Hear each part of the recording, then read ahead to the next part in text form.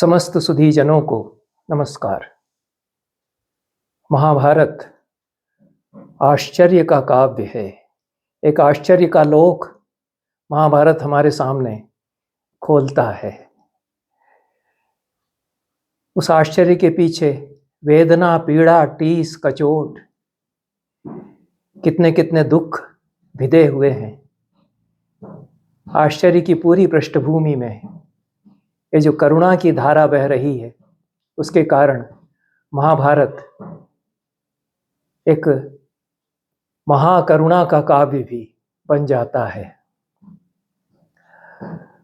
इस करुणा में जो दुख, संताप, अनुताप, शोक, वेदना, टीस, कचोट है, उससे उबरा कैसे जाए, इस पर विमर्श का भी बहुत बड़ा काव्य महाभारत बन जाता है। इसलिए अंततः महाभारत वैराग्य का, निर्वेद का काव्य बन जाता है। शोक से विशोक होने का काव्य महाभारत बन जाता है। इन सब की एक पराकाष्ठा महाभारत में स्त्री पर्व में हम पाते हैं। ये पूरा आश्चर्य लोक, शोक और वेदना, करुणा उसकी पृष्ठभूमि में अजस्र धारा के साथ बहती हुई और इनसे उबर करके शोक की नदी के पार जाने का संरंभ, यत्न, यह सब स्त्री पर्व में अत्यंत ही प्रकर्ष के साथ चित्रित किए गए हैं। इसलिए मैंने अपने पिछले वक्तव्य में स्त्री पर्व पर चर्चा आरंभ करते हुए कहा कि स्त्री पर्व में महाभारत की आत्मा सुरक्षित है, अव्याहत रूप में सुरक्षित है। जैसा वैशंपायन ने भारत काव्य जन्मेजय को सुनाया था, वह भारत काव्य इसमें वैसा का वैसा आ गया है एक पर्व में। इसमें सौती के वचन नहीं आए, शौनक के प्रश्न नहीं आए। स्त्री पर्व के 3 प्रथम अध्यायों का पाठ संक्षेप में मैंने किया। कितना बड़ा हृदय का चीत्कार उसके साथ ही आरंभ होता है। धृतराष्ट्र को खबर मिलती है कि दुर्योधन भी मारा गया। छिन्न शाख वृक्ष की तरह गिर पड़ते हैं, पुत्र शोक से संतप्त विलाप करने लगते हैं। इसके कुछ देर पहले तक भी धृतराष्ट्र को आशा है कि कुछ न कुछ हो जाएगा, दुर्योधन जीत लेगा मेरा बेटा। ये जो आशा है, इसकी विडंबनाओं का भी काव्य महाभारत है। आशा बलवती राजन शल्यो ज्येष्ठति पांडवान, वेणी संहार में भट्ट नारायण ने इस बात को पकड़ा है। सारे वीर मर जाते हैं, कर्ण भी मार डाला गया, शल्य को सेनापति बनाया जा रहा है। तो दुर्योधन को आशा है कि शल्य ही अब सब पांडवों को समाप्त कर देंगे, सफाया उनका कर देंगे। ये आशा नहीं छोड़ती है, पिंड नहीं छोड़ती है। तृष्णा के कारण, राज्य की जो लिप्सा है उसके कारण। इस लिप्सा का जो उदग्र रूप है दुर्योधन में, महाभारत ने प्रस्तुत किया है, महाभारतकार ने प्रस्तुत किया है। और एक पूरा काव्य जो हमारे लिए संदेश देता है, वो पुत्र प्रेम कहाँ से कहाँ अधोगति पर पहुंचाता है मनुष्य को। पुत्र के प्रति मोह, पुत्र के प्रति प्रेम, इस पर बाद में कभी चर्चा करेंगे। लेकिन धृतराष्ट्र को दुर्योधन के प्रति बड़ा मोह है। बिगड़ेल बेटा, जिसको कितना कितना समझाया जाता है नहीं मानता है, उसका प्रतीक है, जो कि आज बहुत ही सार्थक है हमारे लिए कि क्या क्या हो रहा है। संतानों को लाड़ प्यार में बिगाड़ करके, विशेष रूप से बेटों को, क्या क्या अनर्थ भोग रहे हैं माता पिता। वह धृतराष्ट्र उस तरह के पिता हैं। दुर्योधन मर गया, मारा गया सुनकर के बिलख कर रोते हैं। संजय उनको समझाते हैं, खरी खरी भी सुनाते हैं, फिर विदुर समझाते हैं। पहले 3 सर्गों में यह प्रसंग चलता है। उसके बाद विदुर से कहते हैं धृतराष्ट्र की अच्छा लग रहा है और कहते जाइए। तो विदुर कथा सुनाते हैं, मधुबिंदु के अभिप्राय वाली कथा, एक शहद की कुछ टपकती हुई बूंदों के लिए किसी गर्त में लटका हुआ आदमी परवाह नहीं कर रहा है कि नीचे गिरेगा तो क्या होगा या ऊपर निकल आया तो क्या होगा। यह मनुष्य का जीवन है। किस प्रकार से विडंबनाएं उसमें हैं, यह महाभारत बताता है। चौथे अध्याय में हम विदुर के वचन देखते हैं। व्यास भी आ जाते हैं। व्यास भी समझाते हैं धृतराष्ट्र को, जो बहुत दुखी हो रहे हैं, विलप कलप रहे हैं। व्यास की तो संतान है, उनको चिंता है। विदुर को चिंता है क्योंकि बड़े भाई हैं। संजय साथ रहे हैं बराबर शुभ चिंतक के रूप में। व्यास ने ही उनको नियोजित किया है कि साथ रहो धृतराष्ट्र के।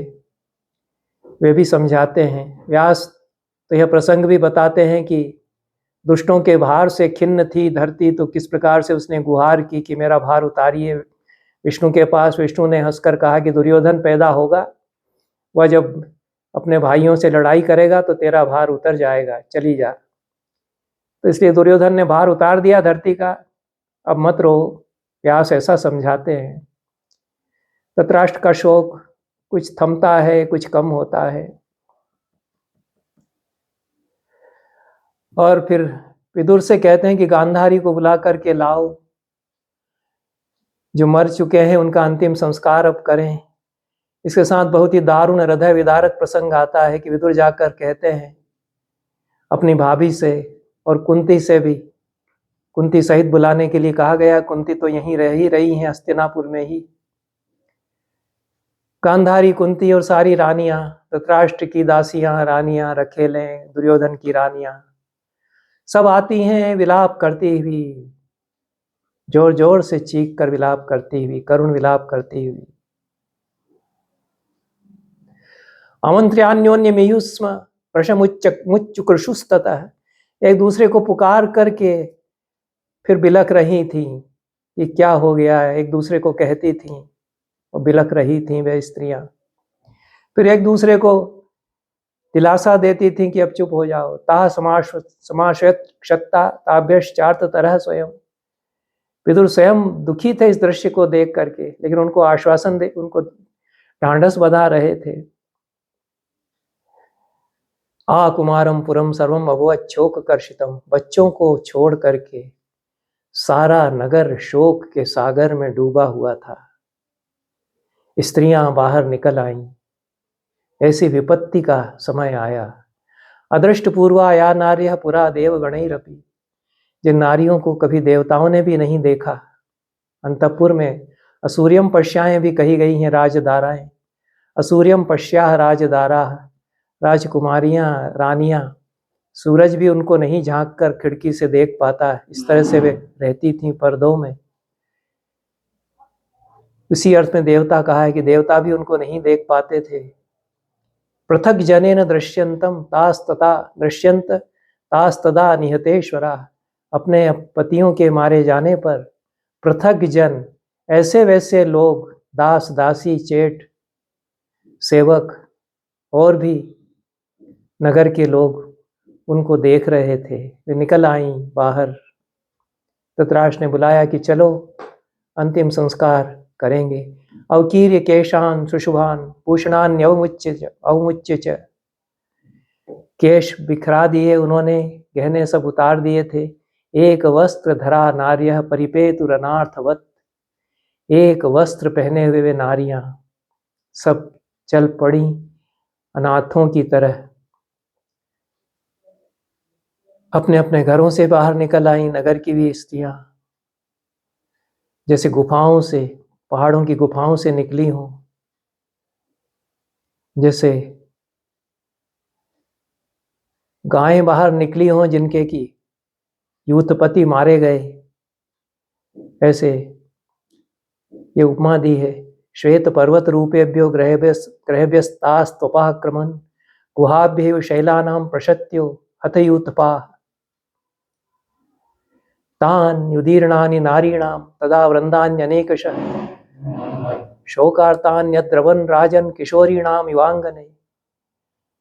राजमहल के प्रांगण में महिलाओं का वह झुंड शोकार्त झुंड तरह तरह के विलाप करता हुआ प्रग्रह्य बाहून क्रोशन्त्य पुत्रान त्रात्रीन पितरीनपि दर्शयन्ती उता हस्म युगान्ते लोक संक्षयम।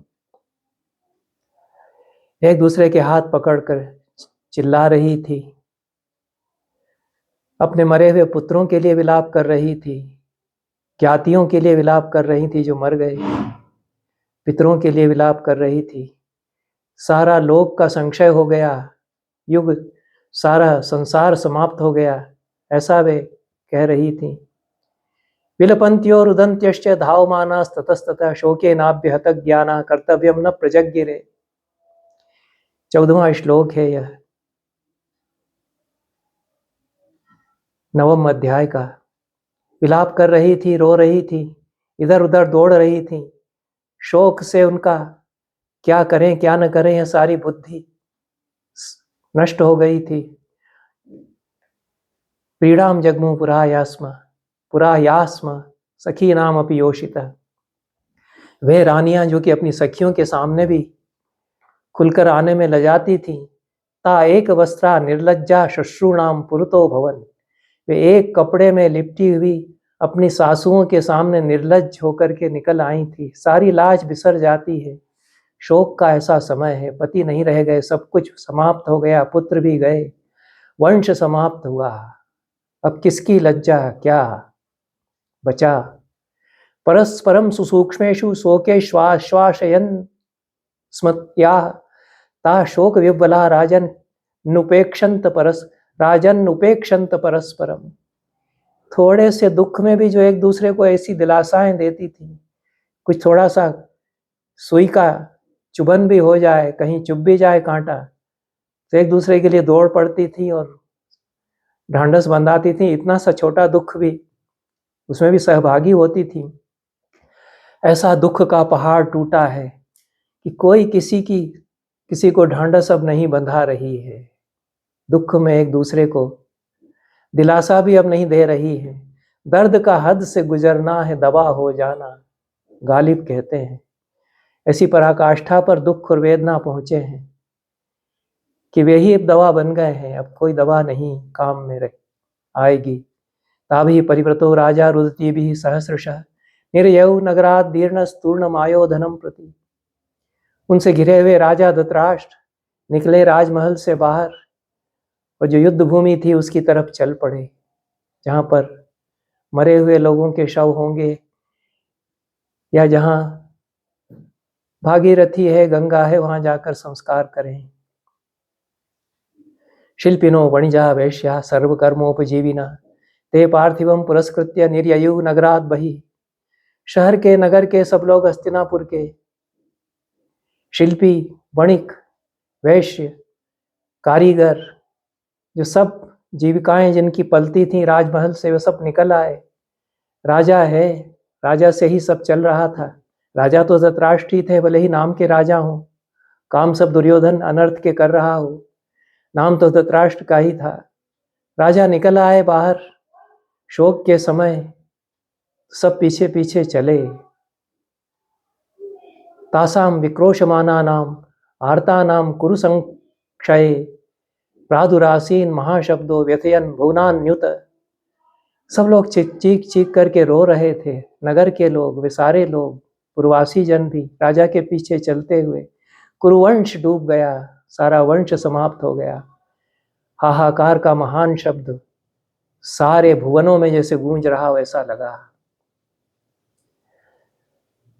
जो प्राणी थे, पशु पक्षी चिड़ियां, वो भी चकित हो गए कि ऐसा क्या हुआ है। युगांत काले संप्राप्ते भूतानाम दह्यतामिव अभाव स्यादयं प्राप्त इति भूतानि मेनिरे। प्रलय का क्या प्रलय हो गया, युगांत काल आ गया, सब कुछ जल गया है क्या, सब नष्ट हो गया है क्या, ऐसा सोच करके सब प्राणी भी चकित थे। भ्रशमुद्विग्न मनसस्ते पौरा कुरु संक्षय प्राक्रोशंत महाराज सनुरुक्तास्तदा भृशम। अत्यंत ही उद्विग्न मन वाले वे पूर्ववासी जन कुरुकुल का पूरा यह संशय देख करके चिल्लाने लगे, क्योंकि राजा पर अनुराग तो था ही, धृतराष्ट्र पर प्रजाओं का अनुराग था। धृतराष्ट्र प्रजाओं का तो हित चाहते थे। दुर्योधन ने भी प्रजा पालन में तो कोई चूक नहीं की है, ये ध्यान रखना चाहिए। नीतियां उसकी लोकहित की रही हैं। प्रजा पालन के संदर्भ में भाइयों से वैर है, उसमें अनर्थ जितने वो कर रहा है।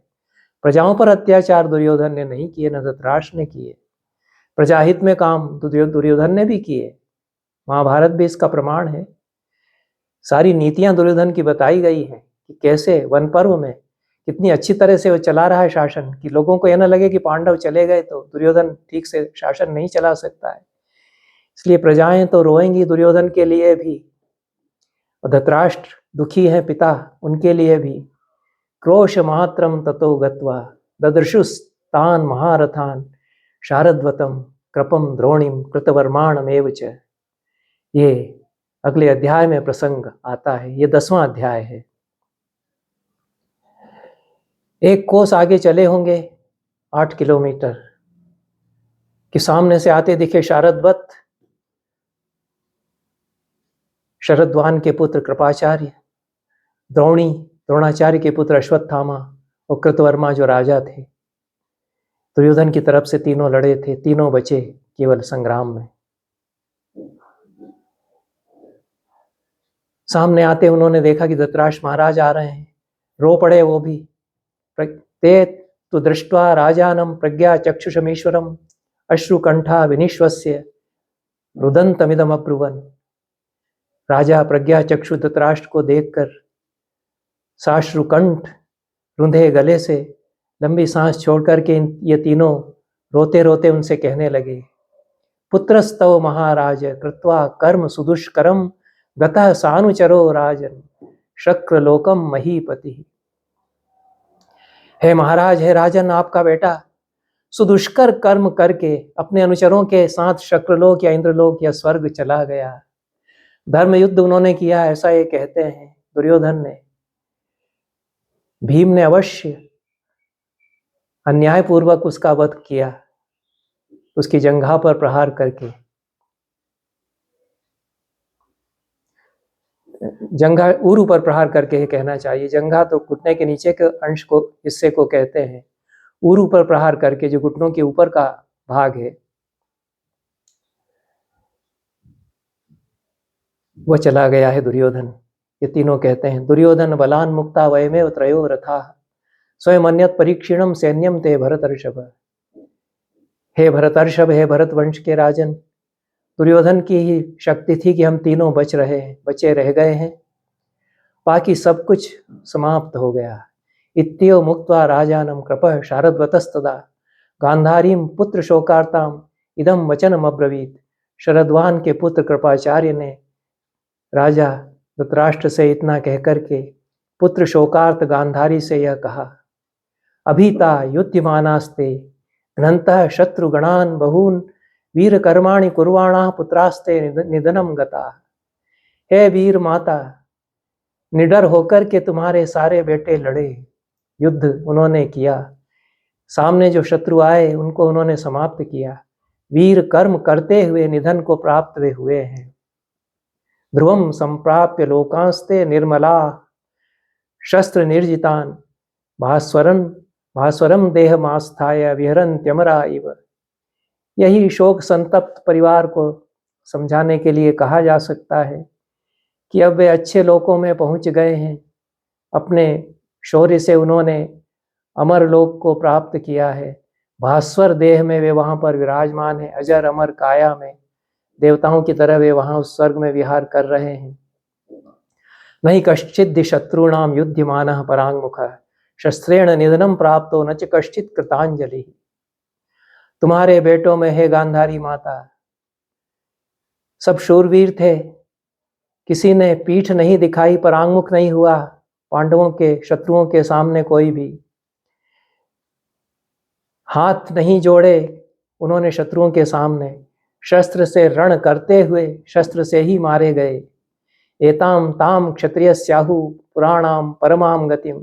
क्षत्रियों के लिए यही प्राचीन काल से परम गति कही गई है। शस्त्रेण निधनम संख्ये तान शोचितुमर्हसि। क्या गति है कि शस्त्र से संग्राम सामने करते हुए मर जाना, इसलिए इस गति को उन्होंने प्राप्त किया। आप उनके लिए शोक न करें माता।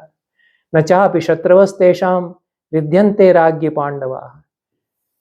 और कहते हैं कि हे रानी, हे गांधारी, उनके शत्रुओं की भी कोई बढ़त नहीं हुई है। उनकी जो क्षति हुई है उसको भी समझ लो, कि हम लोगों ने जो कर्तव्य किया है उसको और समझ लो। शृणुयत् कृतमस्माभिः अश्वत्थाम पुरोगमैः। अश्वत्थामा को आगे करके हम लोगों ने जो काम कर दिया है उसको और सुन लो। अधर्मेण हतम श्रुत्वा भीमसेनेन ते सुतम सुप्तम शिविरमाविश्य पांडूनाम कदनम कृतम। अधर्म से मारे गए तुम्हारे बेटे के बारे में सुनकर के भीमसेन ने अधर्म पूर्वक मारा है तुम्हारे बेटे को। हम लोग रात में, आधी रात में जाग उसे पांडवों के शिविर में, सब लोग सोए हुए थे, वहां हमने सारे पांडवों को मार डाला। इन लोगों को अभी पता ही नहीं है कि पांचों पांडव तो फिर भी बच गए। जिनको 5 पांडव समझ रहे थे, वे 5 युवा बेटे थे पांचों पांडवों के। शिविर में वे बेसुध घोर आधी रात में निद्रा में सोए हुए थे। अंधेरे में इन लोगों ने सोचा कि ये पांडव हैं, उनको मार डाला, धृष्टद्युम्न को मार डाला, सबको मार डाला, सोए हुए लोगों को मार डाला। ऐसा जघन्य जुगुप्सित निर्घण कार्य किया है अश्वत्थामा ने। युद्ध हमको कितना गिरा देता है, युद्ध कितना बुरा होता है। वैर भावना कहां तक पहुंचा देती, कितना नीच बना देती है आदमी को। यह महाभारत संदेश देता है, इसलिए युद्ध नहीं होना चाहिए। महाभारत का एक पूरा मर्म यह भी है कि प्रत्येक स्थिति में युद्ध को रोकने का प्रयास किया जाना चाहिए, जो कि कृष्ण कर रहे हैं, जो कि युधिष्ठिर भी कर रहे हैं, जो कि व्यास कर रहे हैं, जो कि विदुर कर रहे हैं, कितने, और जो कि भीष्म भी कर रहे हैं। कितने लोग, कितने बड़े ज्ञानी जन युद्ध को रोकने के लिए प्रयास कर रहे हैं, वो पूरी क्षमता से प्रयास कर रहे हैं कि न हो अभी भी युद्ध। और वैर की भावना और लालच जिसके पीछे हो, यही दुनिया में अब हो रहा है। जो युद्ध हो रहा है उसमें भी वो कितना कमीना आदमी को बना सकती है। ये जो कमीनापन अश्वत्थामा ने किया वहां पर, वो कृपाचार्य और कृतवर्मा उनके साथ हो गए। ये जो वैर भावना है उनके भीतर भी उसने, ये तो बड़े ज्ञानी थे कृपाचार्य, ऋषि की संतान थे, इन तीनों ने यह कार्य किया। ये उन्होंने सुनाया कि हम लोगों ने भी पांडवों को समाप्त कर दिया, अब आप भी प्रसन्न हो जाइए। आपके बेटे दुर्योधन को जिन्होंने मारा, तो पांचाला नीता सर्वे दृष्टद्युम्न पुरोगमा, सारे पांचालों को समाप्त कर दिया। जो द्रुपद, उसके वंशज दृष्टद्युम्न सब बच गए थे। द्रुपदस्य आत्मजाश्चैव द्रौपदेयाश्च पातिता, द्रौपदी की सारी संतानों को समाप्त कर दिया, द्रुपद के आत्मजों को समाप्त कर दिया। अभिमन्यु मारा ही गया है। तथा विशेषणम कृत्वा पुत्र शत्रुगणस्य ते प्राद्रवाम रणे स्थातुम नहीं शक्या मये त्रयः। ऐसा भीषण बीभत्स जुगुप्सित कर्म करके अब पाप पीछा कर रहा है। ऐसा विशेषण, ऐसी हत्याएं जो हम लोगों ने की आधी रात को, आप तुम्हारे बेटे के शत्रुओं की गांधारी से कहते हैं, तो हम अब भागे फिर रहे हैं। अब हम सामना नहीं कर सकते किसी का, ये हालत है। बताते हैं क्योंकि पांडव बचे हुए, उनको पता चल गया है। ते ही शूरा महेश्वासा क्षिप्रमेष्यन्ति पांडवा, वे धनुर्धारी पांडव जो बच गए हैं, हम ने तो उनकी जगह द्रौपदी के 5 पुत्रों को मार डाला है। वे आएंगे अब हमारे पीछे। अमर्ष वशमापन्ना वैरम प्रति जिहीर्षव, वे बदला लेंगे, वैर निकालेंगे। अमर्ष, यह वैर, बदला, अमर्ष, इनकी पूरी कविता है, लेकिन इनमें चुकती नहीं है। ये उनसे बहुत आगे ले जाने वाली कविता है। लेकिन जिन्होंने ऐसा कुकृत्य किया है, उनकी क्या गति हुई है कि भागते फिर रहे हैं। वो कह रहे हैं हम जाते हैं, और इतना कह करके जल्दी से चले जाते हैं। कृपाचार्य तो हस्तिनापुर चले जाते हैं, जहाँ उनका घर है, वहां उसमें रहेंगे।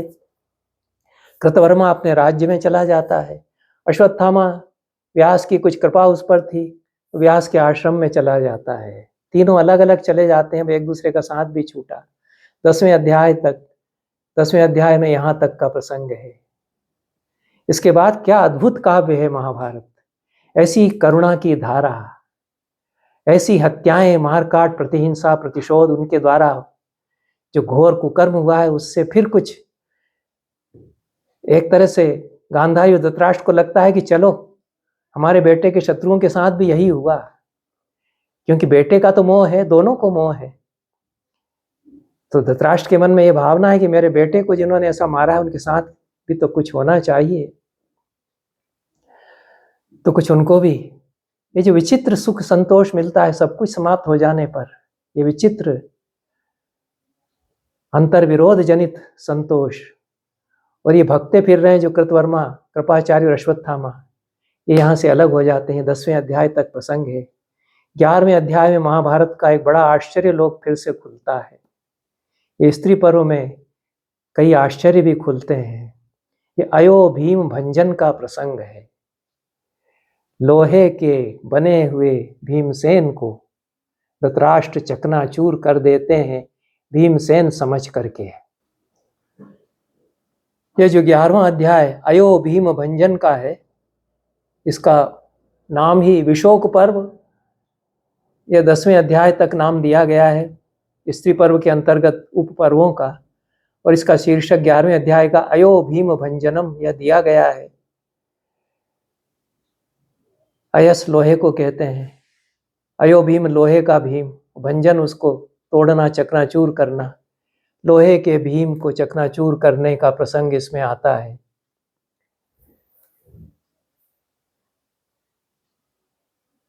प्रसंग यह है कि धृतराष्ट्र ने विदुर और व्यास के वचनों से कुछ जी को कड़ा करके गांधारी और कुंती सब रानियों को बुलाया, नगर से बाहर निकले।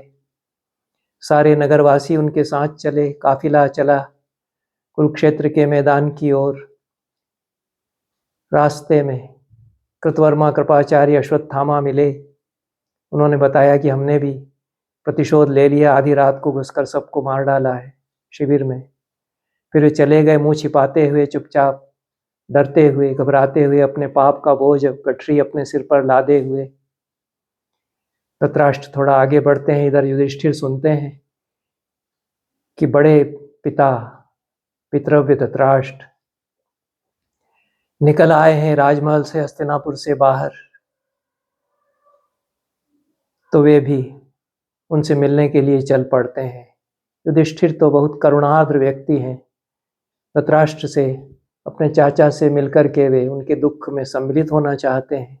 हतेषु सर्व सैन्येषु धर्मराजो युधिष्ठिरः शुश्रुवे पितरम वृद्धम निर्यातम गजसाभयात। गजसाभय या हस्तिनापुर नगर से वृद्ध पिता अर्थात ताऊ या धृतराष्ट्र बाहर आ गए हैं प्रेत कार्य, अंतिम कार्य करने के लिए अपने मृतकों के।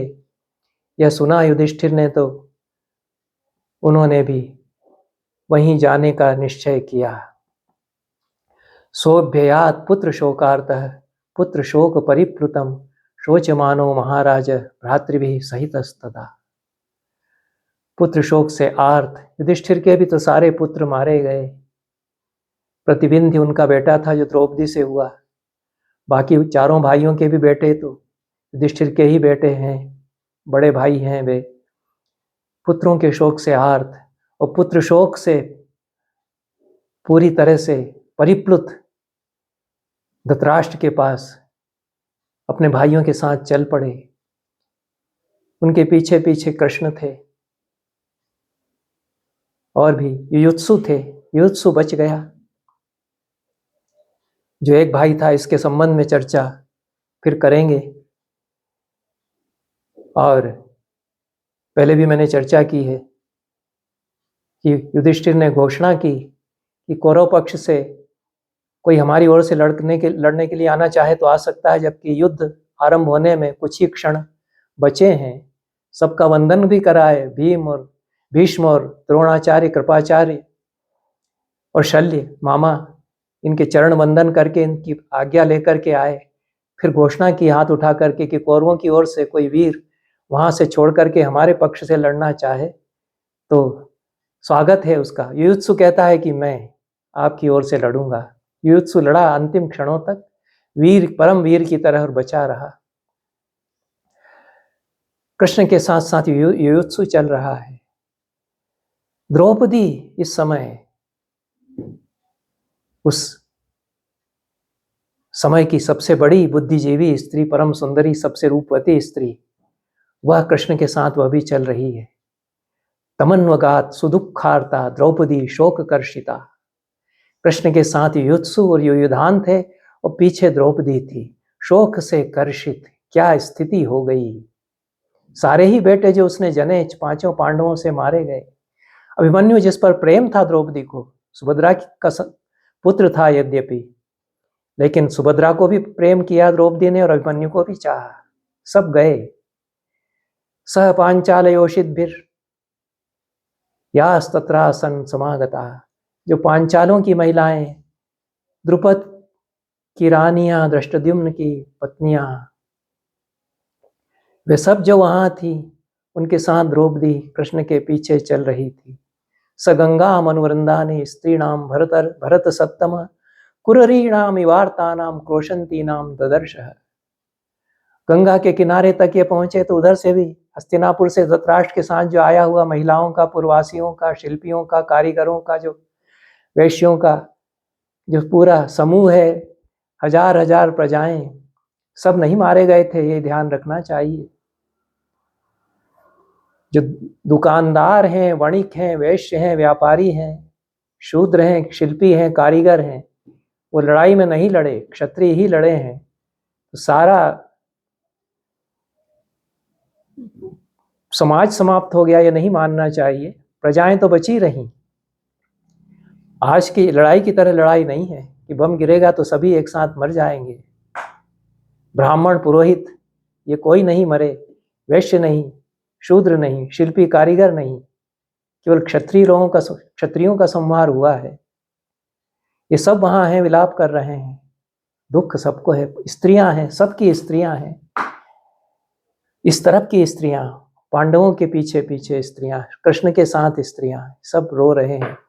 ताभि परिव्रतो राजा रुदती भी सहस्रशः ऊर्ध्वबाहु विरार्ता भी रुदती भी प्रिया प्रिय। कुछ प्रिय कुछ अप्रिय, जो मन में आ रहा है बोलती चली जा रही हैं, विलाप कर रही हैं।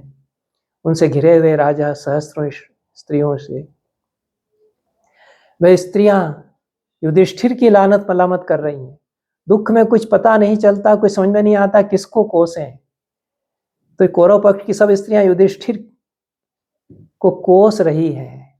कहाँ गई तुम्हारी धर्मज्ञता, कहाँ वो अनशंसता तुम्हारी। युधिष्ठिर के लिए कहा जाता है कि वे अनशंस सबसे बड़े हैं, अनशंसम परो धर्म, उनके लिए बार बार यह वाक्य आता है। करुणा ही सबसे बड़ा धर्म है। नृशंसता को मन से निकाल देना, नृशंसता के भाव से परे उठ जाना, जो कि युधिष्ठिर ने किया अपने जीवन में।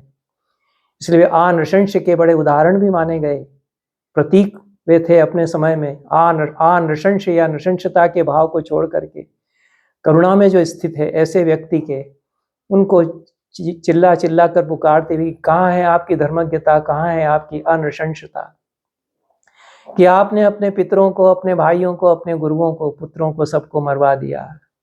आपने मरवा दिया है द्रोणाचार्य को, भीष्म को, पितामह को। अब कैसा लग रहा है आपको? जयद्रथ को भी आपने मरवा दिया। स्त्रियां चिल्लाकर पूछ रही हैं, कह रही हैं, अब राज्य का क्या आप करेंगे? किम्नु ते राज्येन का किम्नु राज्येन ते कार्यम पितरीन भ्रातरीन अपश्यता। जिन भाइयों पर, जिन पितरों पर, गुरुजनों पर आपका प्रेम था, करुणा थी, वे हैं नहीं। अब राज्य करके भी आप क्या करेंगे? आपका अभिमन्यु प्यारा अभिमन्यु नहीं रहा। अभिमन्युम च दुर्धर्षम द्रौपदेयांश भारत। द्रौपदी के सारे पुत्र मारे गए, अभिमन्यु मारा गया, सुभद्रा का बेटा। अब आप ही क्या राज्य लेके कर लेंगे? आपने ऐसा क्यों किया? ये स्त्रियों को कुछ समझ में नहीं आ रहा है, तो यही सब चिल्ला चिल्ला करके विलाप करती कह रही हैं। अतित्यता महाबाहु क्रोशंति कुररीरिव ववंदे पितरम ज्येष्ठम धर्मराजो युधिष्ठिरः। उस सारे स्त्रियों के समुदाय को पार करके धृतराष्ट्र वृद्ध पिता के पास युधिष्ठिर पहुंचे। उनकी वंदना की धर्मराज युधिष्ठिर ने। ततो विवाद्य पितरम धर्मेणामित्र कर्षणा निवेदयंत नामानि पांडवास्तेपि सर्वशः। युधिष्ठिर ने वंदना की। युधिष्ठिर ने जब वंदना की तो शेष पांडवों ने भी अपने नाम बताते हुए वंदना की। एक तो प्रज्ञा चक्षु हैं धृतराष्ट्र, तो नाम बता करके ही उनके चरण वंदना उनकी की जाएगी। वैसे भी गुरुजनों की चरण वंदना करते समय अपना नाम बता करके वंदना करनी चाहिए, धर्मशास्त्र कहते हैं। अब आजकल ये सब शिष्टाचार लोग भूल गए हैं, उससे कुछ असुविधाएं भी होती हैं, हमको होती हैं। नाम बता देते तो याद आ जाता कि कौन से शिष्य कब के हैं, किस साल पढ़ाया था, वो तो आकर के फिर चुकर बात करने लग जाते हैं। तो यह धर्मशास्त्र में नियम इसलिए किया गया कि नाम पहले बता दो कि मैं अमुक अमुक अमुक वंश का आपका शिष्य, आपका बेटा प्रणाम करता हूँ। इसलिए पांडव नाम ले करके मैं भीम, मैं अर्जुन, मैं नकुल, मैं सहदेव, मैं युधिष्ठिर, ऐसे नाम लेकर उनके पैर छूते हैं।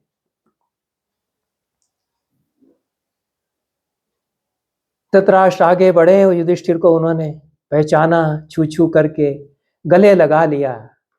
युधिष्ठिर करुणामय है, धृतराष्ट्र उनको जानते हैं। धृतराष्ट्र संवेदनशील हैं, करुणामय भी हैं, और युधिष्ठिर की करुणा में तो सम्मिलित हैं। दोनों का दुख एक जैसा हो गया।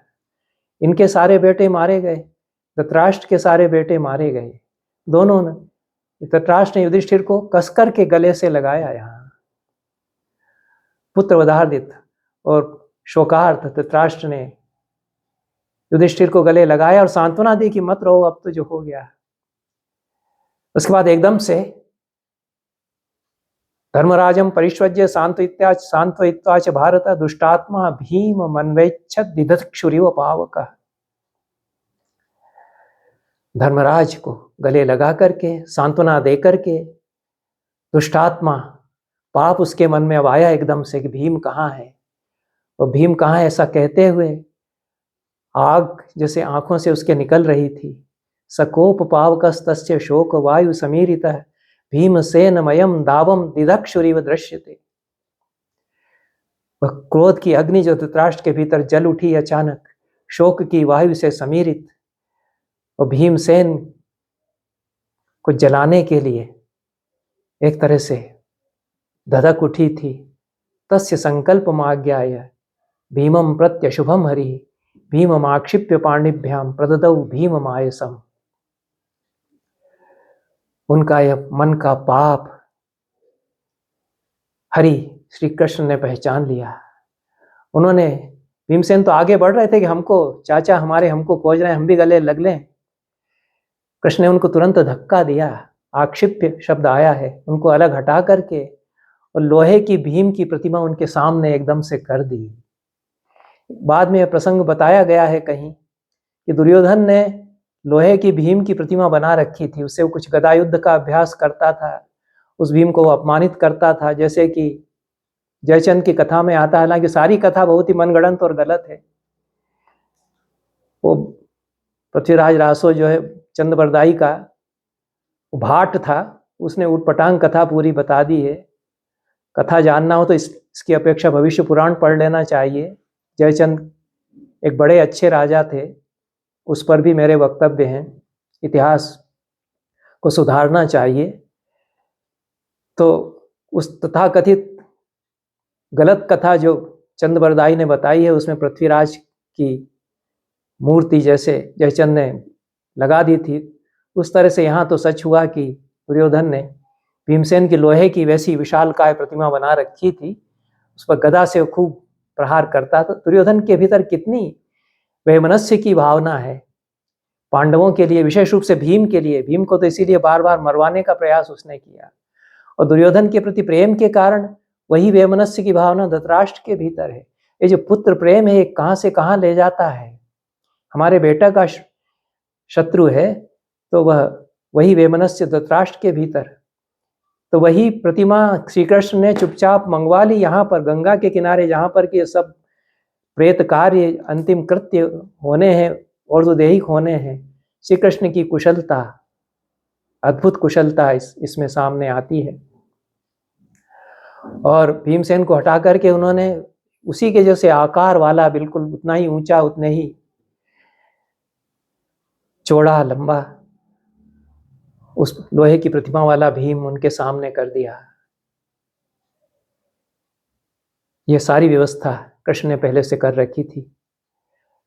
धृतराष्ट्र ने टटोला, छुआ उस भीम को, बड़ा कठोर है। उनको लगा तम तो गृह्यो पाणिभ्याम भीमसेन मयस्मयम भवंज बलवान राजा मन्य मानो व्रकोदरम। राजा धृतराष्ट्र को लगा कि यही व्रकोदर है, तो दोनों हाथों में उसको कस करके और इतना जोर से उसको गले से लिपटा कर जोर से कसा राजा धृतराष्ट्र ने कि बभंज, चकनाचूर उस लोहे की प्रतिमा को कर दिया धृतराष्ट्र ने। यह भी एक आश्चर्य लोक है महाभारत का। यह पहले भी धृतराष्ट्र का बल बताया जा चुका है। 10,000 हाथियों का बल भीमसेन के भीतर था, और यहाँ तो अयुत बल प्राण धृतराष्ट्र को कहा गया है, उससे अधिक बल वाला धृतराष्ट्र को कहा गया है। तो नागायुत बल प्राण स राजा भीम आयसम भंक्त्वा विमथितो रस्कः सुस्राव रुधिरम मुखात। इतना जोर लगाया था धृतराष्ट्र ने लोहे के भीम को, जो कि वो समझते थे कि वास्तविक भीम है, उसको वास्तविक भीम समझ करके इतना जोर से उन्होंने कस करके लगाया था कि इसको मैं दम घोंट दूंगा। और इतना बल था धृतराष्ट्र के भीतर कि वह लोहे की प्रतिमा ही टूट गई, चकनाचूर हो गई। और इतना जोर जो धृतराष्ट्र ने पूरी शक्ति से लगाया था, तो मुंह से खून उनके निकल पड़ा। बीभत्स रस, रौद्र रस, ये सब यहां पर आते हैं, क्योंकि उनकी भी तो छाती फटी उसी लोहे के भीम की टकराहट से। चोट उनको भी लगी है, फेफड़े, हो सकता है पसलियां ही टूटी हो, कुछ हुआ हो। विमथितो रस्कः, विमथित हो गया उनकी छाती भी, खूब चोट लगी है उनको भी। लोहे के भीम को इस जोर से जो कुचला है, मसला है, और मुंह से खून आ गया। ततः पपात मेदिन्याम तथैव रुधिरोक्षितः, खून से लिपटे हुए, लिथड़े हुए धरती पर गिर पड़े। ऐसी ताकत लगाई थी कि फिर खड़े नहीं रह सके। प्रपुष्पिताग्र शिखरः पारिजात इव द्रुमः, जिसके ऊपर लाल लाल टटके फूल खिलाए हों, ऐसे पारिजात के पेड़ की तरह वह नीचे गिरे, ऐसी उपमा दी है यहाँ पर। खून से सना हुआ उनका मुख, उसको बताने के लिए। संजय ने देखा, संजय सब देख रहे थे, जान रहे थे। उन्होंने पकड़ लिया राजा को, और ऐसा कुछ नहीं, ऐसा कुछ नहीं, ऐसा उन्होंने कहा। सतु कोपम समुत्सृज्य गतमन्युर महामना। धृतराष्ट्र को लग रहा था कि मैंने तो भीमसेन को मार डाला, बेटे का बदला मैंने निकाल लिया, तो उनका भी क्रोध उतर गया। और पांडवों को बेटा भी मानते थे धृतराष्ट्र। ये बड़े विचित्र अंतर विरोध हैं। कई बार धृतराष्ट्र पांडवों की बड़ी चिंता करते हैं। ये पूरे महाभारत ऐसा अंतर विरोधों का काव्य है, जो मनुष्य चरित्र के अंतर विरोध हैं। धृतराष्ट्र को कई बार युधिष्ठिर की, भीमसेन की, पांडवों की चिंता करते हुए भी चित्रित किया गया है। तो भीमसेन के लिए चीख चीख करके रोने भी लग गए, क्रोध उतर गया, शोक स्मन्विता कहा है। दुख हुआ उनको कि मैंने मार डाला है अपने ही भाई के बेटे को, छोटे भाई के बेटे को मैंने मार डाला है। हा हा भीमेति चुक्रोश भूयः शोक समन्विता, और भी अधिक दुख उनके भीतर भर गया। मेरा बेटा तो मरा ही था, मैंने उसके हत्यारे को मैंने मार डाला है, जो कि मेरे भाई का ही बेटा था। तो और भी अधिक दुख के साथ फिर रो पड़े। तम विदित्वा गत क्रोधम भीमसेन वधार्दितम वासुदेवो वरः पुंसाम इदम वचनम अब्रवीत। वासुदेव श्री कृष्ण ने देखा कि अब धृतराष्ट्र का, राजा का क्रोध उतर गया, भीमसेन को मार डाला ऐसा सोच करके अब ये दुख में डूब गए हैं। तो वे पास जाकर के समझाने लगे। मां शुचो धृतराष्ट्रत्वं नैष भीमस्त्वया अतः तत्राष्ट्र तुम शोक मत करो। भीम को तुमने नहीं मारा है। आयसी प्रतिमा येषा त्वया राजन निपातिता। हे राजन, यह तो लोहे की प्रतिमा थी भीम की, जिसको तुमने चकनाचूर किया है, गिरा दिया है। त्वां क्रोधवशमापन्नं विदित्वा भरतर्षभ मयापकृष्टः कौन्तेयो मृत्योर्दंष्ट्रान्तरं गतः। हे भरतर्षभ, मैंने देख लिया कि तुम्हारी आंखें क्रोध से दहक उठी हैं। एकदम से क्रोध की अग्नि भड़क उठी है तुम्हारे भीतर। युधिष्ठिर को गले लगाते समय तो बड़ी करुणा दुख था तुम्हारे भीतर, लेकिन एकदम से जैसे ही कहा कि कहाँ है भीम, तो तुम्हारा जो स्वर बदला और आंखों में मैंने देखा, मैंने समझ लिया कि तुम कुछ का कुछ कर दोगे। मैंने भीम को हटा दिया और लोहे की प्रतिमा भीम की तुम्हारे सामने कर दी। प्रशंसा करते हैं इसके बाद। ये बड़ी अद्भुत बात यहाँ पर है, जो आश्चर्यों का काव्य महाभारत है, कि न तो कोई पांडव हंसी उड़ाता है धृतराष्ट्र की। हम लोगों को हंसी आती कि कैसा मूर्ख है राजा है, लेकिन कृष्ण प्रशंसा के स्वर में कहते हैं। युधिष्ठिर कुछ नहीं कहते कि कैसा भाव आपका महाराज, मेरे छोटे भाई के लिए था कि आप उसको कुचलने को, मार डालने को तैयार थे। कोई कुछ नहीं कहता है। यही तो दुख और करुणा का भाव जो इसके भीतर है पूरा। नहीं ते राज शार्दूल बले तुल्योस्ति कश्चन कह सहेत महाबाहो बाहो निग्रहणम नरः। कृष्ण प्रशंसा करते हुए धृतराष्ट्र की कहते हैं कि हे राज शार्दूल, राजाओं में शार्दूल बब्बर शेर, आपके समान बल वाला संसार में कोई है ही नहीं। कौन झेल सकेगा? आपकी भुजाओं के पाश में यदि बंध गया है तो कौन झेलेगा आपकी शक्ति को? यथांतक मनुप्राप्य जीवन कश्चिन्न मुच्यते। मृत्यु के पाश में यदि कोई बंध जाए, जकड़ जाए, तो उसको छुड़ाना जैसे कठिन है। एवं बावन तरम प्राप्य तब जीवेन न कश्चन।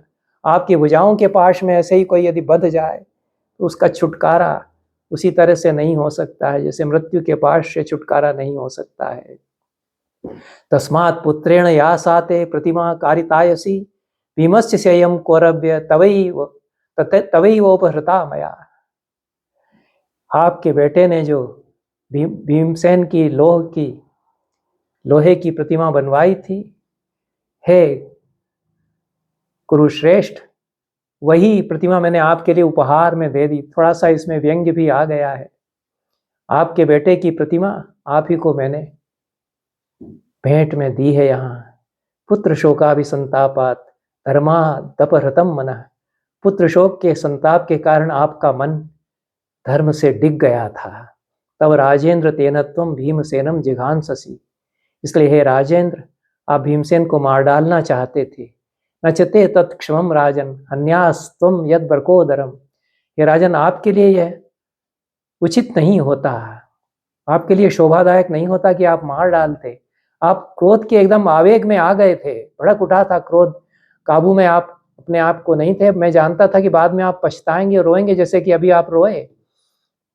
सचमुच में भीम मर जाता तब आप रोते ही। तो आपके अनुरूप यह नहीं था। आप करुणावान हैं, यह मैं जानता हूं। नहीं पुत्रा महाराज जीवे युस्ते कथंचन।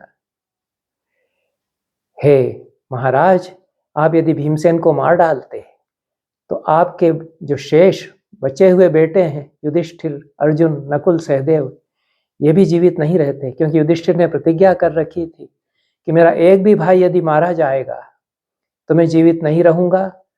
और अर्जुन और नकुल, सहदेव, भीमसेन, कोई भी, युधिष्ठिर यदि नहीं रहते तो वे भी जीवित नहीं रहते। भाइयों में ऐसा प्रेम था। इसलिए महाराज, आपके लिए यह शोभनीय नहीं होता कि आप भीमसेन को मार डालते। तस्मात् यत्कृतमस्माभिर्मन्यमानैः क्षमं प्रति अनुमन्यस्व तत्सर्वं मा च शोके मनः कृताः। राजा हैं धृतराष्ट्र, अभी भी युधिष्ठिर का राज्याभिषेक नहीं हुआ है। इसलिए जो नीतिज्ञ श्री कृष्ण हैं वो कहते हैं कि हम लोगों ने कुछ अपनी आपसी सलाह से चुपचाप ऐसा काम कर लिया कि जो प्रतिमा आपके राजमहल में दुर्योधन के महल में भीमसेन की लोहे की प्रतिमा रखी हुई थी, उसको आपको बताए बिना यहाँ मंगवा लिया। अब इस पर आप अनुमति दे दीजिए। बाद में अनुमति जैसे कार्यालयों में मांगी जाती है कि कार्य कर लिया गया है, उसको फिर अब अनुमत मान लिया जाए, तब आप अनुमति उस पर अपनी प्रदान कर दीजिए। माँ च शोके मनः कृता, अब और कुछ शोक मत करिए। ये 11वें अध्याय में प्रसंग है आयसी प्रतिमा के भंजन का, और 11वें अध्याय में यह प्रसंग है। 12वें अध्याय में भी श्री कृष्ण धृतराष्ट्र को बहुत प्रेम से समझाते रहते हैं। कहते हैं कि आप तो इतने बड़े ज्ञानी हैं, आपने इतना सत्संग किया है। धृतराष्ट्र बहुत सत्संग करते रहे। 2 ही पात्र महाभारत में मुनियों का, ज्ञानियों का, ऋषियों का बहुत सत्संग करते हैं और बहुत प्रश्न करते हैं और कहते हैं कि और सुनाते जाइए, तृप्ति ही नहीं हो रही है। दोनों यही कहते हैं, धृतराष्ट्र और युधिष्ठिर। लेकिन धृतराष्ट्र गुनते नहीं है, मन में उनके कुछ नहीं उतरता। युधिष्ठिर मन में गुनते हैं, उतारते हैं। तो श्री कृष्ण यही कहते हैं कि आपने तो सारे वेदों का अध्ययन किया। धृतराष्ट्र ज्ञानी भी हैं, नीतिज्ञ हैं, उनके वचन सुने जाएं जब वो नीति के वचन कहते हैं। कितना उनको राजनीति का ज्ञान है। अध्यापन उनका खूब अच्छी तरह से कराया था भीष्म ने। गुरुओं से सारे वेद पढ़े, शास्त्र पढ़े, पुराण सुने। यह भी श्री कृष्ण कहते हैं आपने तो सारे वेद, शास्त्र, पुराण सुने हैं, उनका अध्ययन किया है। आप विद्वान हैं, महाप्राज्ञ हैं, फिर भी हम लोग जो आपको समझाते थे, आपके चित्त में वो बात उतरती नहीं थी। इतने ज्ञानी, इतने महाप्राज्ञ आप होते हुए भी पुत्र के मोह में आप ऐसे डूब गए थे। मैंने आपको खूब समझाया कि पांडव ज्यादा शक्तिशाली हैं आपके पक्ष से, उनसे युद्ध मत करवाइए, अपने बेटे का मत होने दीजिए। आपने इस बात को भी नहीं समझा कि पांडव अधिक शक्तिशाली है। मैं तो प्रमाण देकर के कह रहा था। ये श्री कृष्ण जब संदेश देते हैं धृतराष्ट्र को तो बताते हैं कि अर्जुन ने अकेले हरा दिया था विराट पर्व में, जो भीष्म को, द्रोण को, कर्ण को, उसको याद करिए। पांडव क्या कर सकते हैं इसको समझिए। आपने ये सब नहीं समझा। उस समय मैंने खूब समझाया आपको। श्री कृष्ण नीति बताते हैं कि राजा, आप राजा थे, राजा स्थिर प्रज्ञ होकर के अपने दोषों को पहचाने, देश काल को पहचाने। यदि वह ऐसा नहीं पहचानता तो उसका पतन होता है, विपत्ति में पड़ जाता है। आप दुर्योधन के वश में पड़े गए, दुर्योधन के वश में बने रह गए। अब आपने जो कुछ किया है उसी को आप खुद समझिए कि किसके कारण यह सब हुआ है, और आपके ही अपराधों से यह सब हुआ है। तो फिर भीमसेन के लिए यह जो जिघांसा है, हत्या करने की इच्छा है, उचित नहीं थी आपकी। आपके कारण ही तो सारा युद्ध हुआ। आप समझा नहीं पाए, दुर्योधन को रोक नहीं पाए। आप अपने राजाधिकार का उपयोग करते। विदुर ने तो यहाँ तक कह दिया था कि इसको निर्वासित कर दो। इसको पैदा होने के पश्चात ही विदुर ने कहा कि इसको बाहर फेंकवाओ, ये कुलनाशक है ये बेटा जो हुआ है आपका। तो फिर बार बार समझाते रहे। जब द्रौपदी का केशाकर्षण हुआ भरी सभा में, तब भी विदुर ने कहा कि कुल का कलंक है दुर्योधन, और इसको अभी भी निकाल बाहर करो। यह सब उन्होंने फिर कहा। विदुर यह सब कहते रहे, मैं भी आपको समझाता रहा। आपने उस समय बातें हमारी नहीं मानी, और यह जो दुर्योधन का प्रेम है, यह आपको ले डूबा। इस सब की याद श्री कृष्ण यहाँ दिलाते हैं। धृतराष्ट्र चुपचाप सुनते हैं, कहते हैं कि ठीक कह रहे हो माधव, पुत्र के स्नेह ने मुझे धर्म से और धैर्य से डिगा दिया। मैंने अपना धर्म और धैर्य पुत्र के स्नेह पर बलि चढ़ा दिया, ऐसा कहते हैं। अब ये समझ आई तो क्या आई। फिर कहते हैं अच्छा हुआ कि तुमने बहुत अच्छा किया, मैं प्रशंसा करता हूं तुम्हारी कि तुमने वास्तविक भीमसेन को जल्दी से हटा दिया और लोहे की प्रतिमा मेरे सामने कर दी। और ठीक है, लोहे का भीमसेन को मैंने कुचल दिया, मेरा गुस्सा उसमें उतर गया। इदानीम तो हम एकाग्रो गतमन्युर गतज्वर, मेरा गुस्से का बुखार उतर गया, मेरा क्रोध उतर गया। और अब मैं भीमसेन से मिलना चाहता हूं। क्या विचित्र प्रसंग है। जिस भीमसेन को कुचलने के लिए बढ़ रहे थे, गुस्से की अग्नि में जल रहे थे, और सचमुच का भीमसेन समझ करके लोहे की प्रतिमा को चकनाचूर भी कर डाला। अब रोते रोते कह रहे हैं कि नहीं, उस भीमसेन से मैं मिलूंगा। मध्यमम पांडवम वीरम स्पृष्टुम इच्छामि केशव, मैं उसको छूना चाहता हूँ। वो स्नेह के साथ कह रहे हैं, अब मैं उसको छूना चाहता हूँ। हतेषु पार्थिवेन्द्रेषु पुत्रेषु निहतेषु च पांडुपुत्रेषु मे शर्म प्रीतिश्चाप्यवतिष्ठते।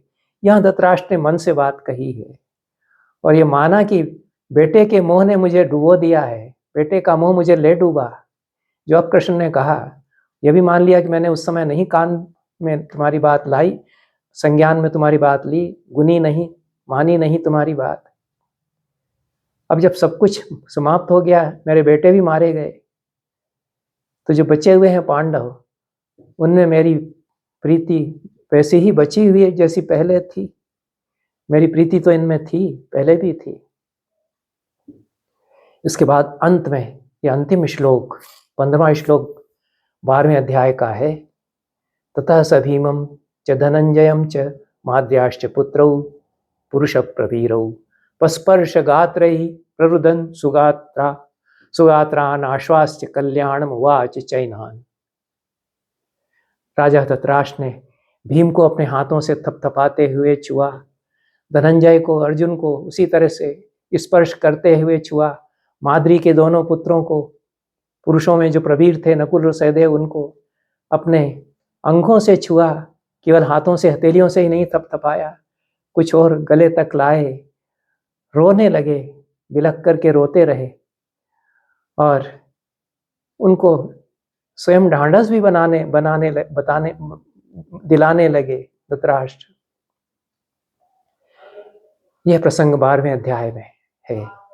हमने आज 9वें अध्याय से 12वें अध्याय तक स्त्री पर्व के अध्यायों के मुख्य अंशों का पाठ करते हुए उनके प्रसंगों का विवेचन किया। कितने विचित्र, आश्चर्यजनक, लोमहर्षक, दुख, करुणा, संत्रास, विभीषिका, भयावहता से भरे हुए प्रसंग हैं और इन सब से उबरने का काव्य किस तरह से बनता है स्त्री पर्व में भी, ये हम देखते हैं। इसलिए स्त्री पर्व अद्भुत काव्य है महाभारत के भीतर।